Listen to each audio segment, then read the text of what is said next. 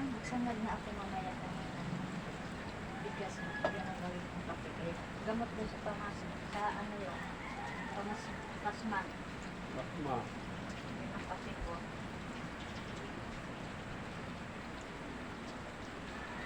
Yung mga kape sa probinsya dati. Kape doon sa pasman na anak ko sa Facebook.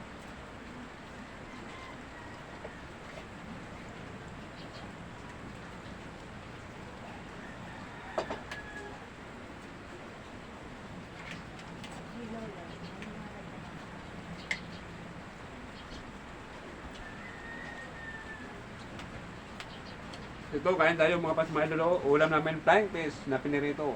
At saka kanin na sinangag. Masarap to, yummy.